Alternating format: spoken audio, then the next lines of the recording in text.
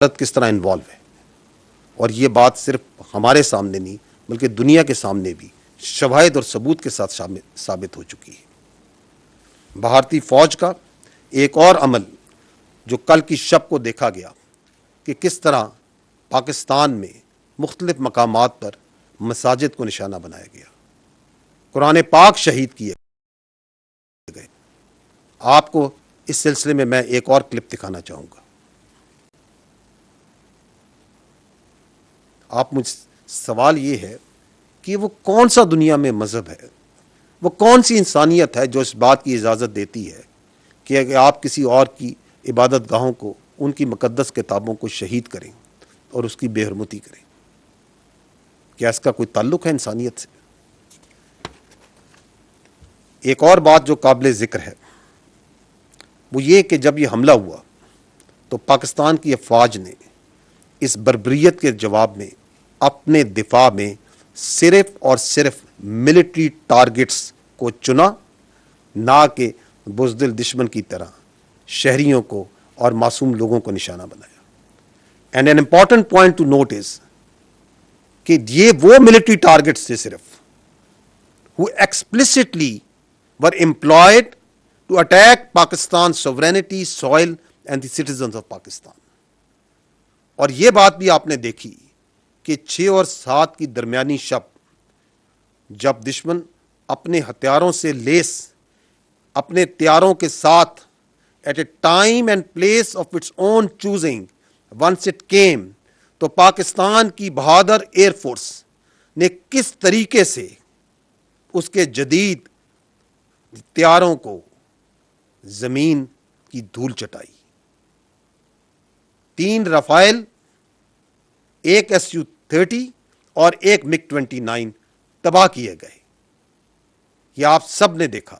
And again only those aircraft who released the weapons and they were trying to run away, how professionally they were engaged۔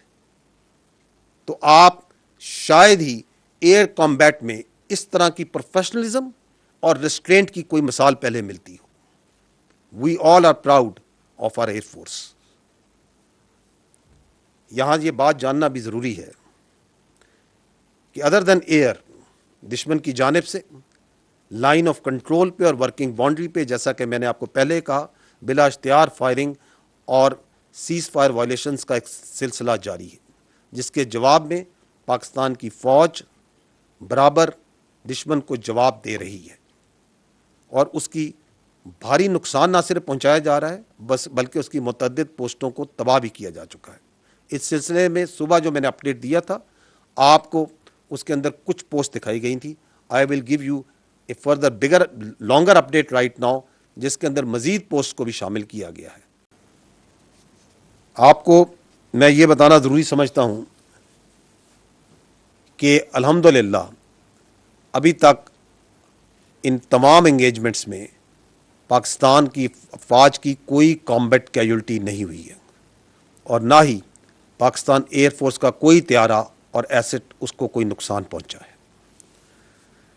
ایک اور چیز جو کہ اہم ہے کہ یہ حملہ بھارت کا کس وقت کیا گیا؟ یہ اس وقت کیا گیا جب پاکستان ایک پروسیس میں تھا جس میں انٹرنیشنل میڈیا کو اور لوکل میڈیا کو وہ ان تمام جگہوں پہ لے کے جا رہا تھا جن کے بارے میں بھارت ایک فالس ایلیگیشن لگا رہا تھا کہ these are those training camps, جہاں سے پاکستان دہشت گردوں کو تربیت دے رہا ہے اور یہاں سے دہشت گردی کرائی جا رہی ہے۔ اینڈ دیٹ، اور because nothing of that sort is actually on ground, تو انڈیپینڈنٹ میڈیا کو وہاں لے جایا جا رہا تھا۔ اور آج اسی سلسلے میں بہاولپور اور مریدکے نے بھی میڈیا میں جانا تھا، تو اس سے پہلے کہ اس کا راز فاش ہوتا، بھارت نے 6 اور 7 کی شب کے درمیان یہ بربریت اور یہ حملہ کیا۔ however today پاکستان کی حکومت نے انٹرنیشنل میڈیا کو اور لوکل میڈیا کو، تقریباً 150 کے قریب صحافیوں کو ان جگہوں پہ لے کے گیا ہے۔ بہاولپور گئے ہیں، مریدکے گئے ہیں، کوٹلی گئے اور مظفر آباد گئے ہیں، اور وہ تمام خیالی ٹریننگ کیمپس اور دہشت گرد کی خیالی آماج گاہیں ان کو ان انڈیپینڈنٹ جرنلسٹ نے نہ صرف خود دیکھا ہے بلکہ وہاں پہ فلم بندی کی ہے, اس کی ویڈیوز بنائی ہیں, اور یہ آپ دنیا میڈیا کی وساطت سے, فری میڈیا کی وساطت سے اس کو دیکھ رہی ہے اور خود اپنی ججمنٹ لے رہی ہے کہ کیا وہاں پہ کوئی دہشت گردی تھی, اس کے کوئی آثار تھے, یا وہ مساجد تھیں جہاں پہ آپ نے دیکھا جس طرح انہیں شہید کیا گیا, یا قرآن شہید کیے گئے, یا وہاں پہ وہ گھر تھے, وہ کوارٹرز تھے, وہ معصوم غریب لوگ رہ رہے تھے وہاں پہ اور اپنی زندگیاں گزار رہے تھے. میں نیکسٹ پوائنٹ میں یہ کہنا چاہوں گا کہ other than the damage that you have seen that the was inflicted by this blatant aggression that was done, there was yet another threat that happened on the night of 6th and 7th, اور وہ تھی international اور domestic flying کے against.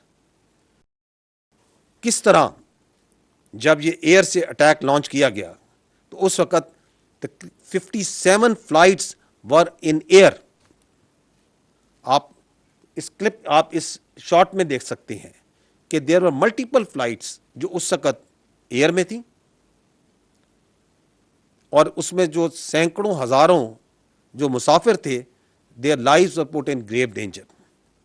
یہ flights نہ صرف پاکستان کی تھیں, پاکستان کی ایئر لائنس کی تھیں, اس میں سعودیہ کی بھی تھیں, اس میں قطر کی بھی تھیں, ایمریٹس کی بھی تھیں, اتحاد کی بھی تھیں, گلف ایئر کی بھی تھیں, چائنا کی بھی فلائٹس تھیں, کورین بھی تھیں, تھائی بھی تھیں, اور بہت سی جگہوں کی فلائٹس تھیں. اور ان تمام پیسنجرز کو بھارت نے اپنی ایگریشن کی بھینٹ چڑھانے کے لیے خطرے میں ڈالا. I don't think there has ever been something like that has happened in warfare before, if you can call this warfare, or what else we can name it. Another point that we observed, we talked about it a little in the morning, کہ کس طرح جو نیلم جیلم پار hydro ہے اس کے اوپر shelling کی گئی اور اس کو نشانہ بنایا گیا. آپ اس اگر دیکھیں تو یہاں پہ آپ کو جو ڈیمیج ہے, کچھ ڈیمیج جو ان سے ہے وہ نظر آئے گا. یہ چلائیے اس کو.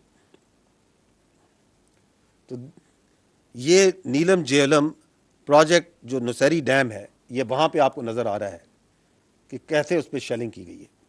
کہ اس کے بارے میں آپ کی انٹرنیشنل جو کمیونٹی ہے یا کنونشنز ہیں وہ کیا کہتے ہیں.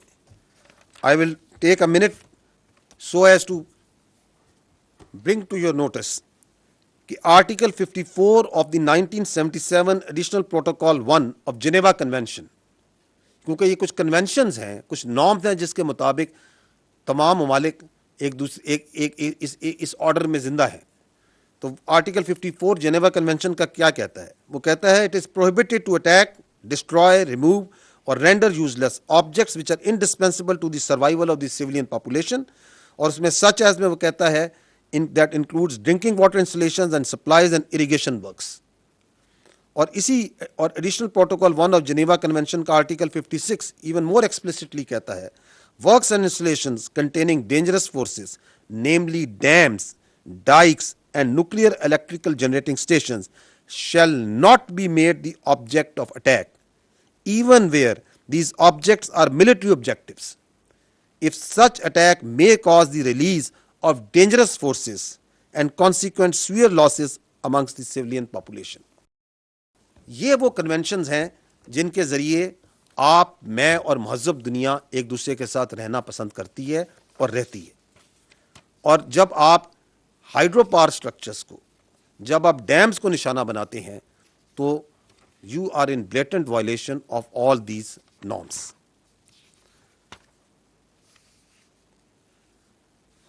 آج میں آپ کو یہ باور کرانا چاہتا ہوں کہ آج قومی سلامتی کونسل کمیٹی کا جو اجلاس ہوا ہے اس میں یہ طے پایا ہے کہ اقوام متحدہ کے آرٹیکل 51 کے تحت پاکستان نے دفاع کا حق استعمال کرتے ہوئے مسلح افواج کو مکمل اختیار دیا ہے کہ وہ مناسب وقت, جگہ اور طریقے سے جواب دیں. قومی سلامتی کے اعلامیہ میں یہ بتایا گیا ہے کہ in consonance with article 51 of the United Nation charter, Pakistan reserves the right to respond in self defence at time, place and manner of its choosing, to avenge the loss of innocent Pakistani lives and blatant violations of its sovereignty. The armed forces of Pakistan have duly been authorized to undertake corresponding actions in this regard.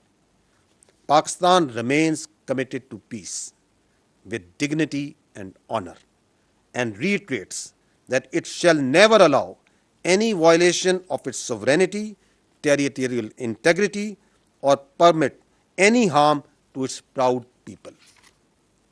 آخر میں صرف یہ کہنا چاہوں گا کہ قوم کو افواج پاکستان پہ اور افواج پاکستان کو اپنی بہادر قوم پر فخر ہے،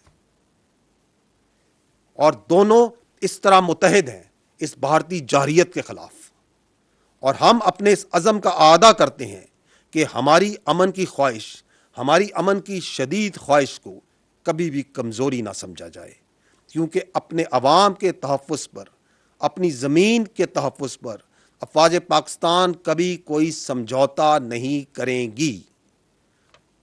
میں یہاں پر پوری پاکستانی قوم کو خراج تحسین پیش کرنا چاہتا ہوں افواج پاکستان کی جانب سے کہ کس طرح اس بھارتی جارحیت کے اوپر وہ یکجا ہو کر نکلی، یک زبان ہو کر بولی، اور کس طرح افواج پاکستان کے ساتھ کندھے سے کندھا ملا کر اس کے سامنے سیسا پلائی ہوئی دیوار کی طرح کھڑی ہے۔ آپ سب اپنے ارد گرد، اپنے گھروں میں، اپنے گلی محلوں میں، اپنے شہروں میں، اپنے گاؤں میں اس جگانگت کو، اس ریزالو کو، اس اینگر کو یقیناً فیل کر رہے ہوں گے۔ I'll just show you a very small clip of this part. آخر میں صرف یہ کہنا چاہوں گا کہ پاکستان کی غیور عوام کو پاکستان کی افواج یہ باور کرانا چاہتی ہیں کہ معصوم شہریوں کے ناحق خون کے آخری قطرے تک کا مکمل حساب لیا جائے گا انشاءاللہ۔ پاکستان زندہ باد، افواج پاکستان پائندہ باد۔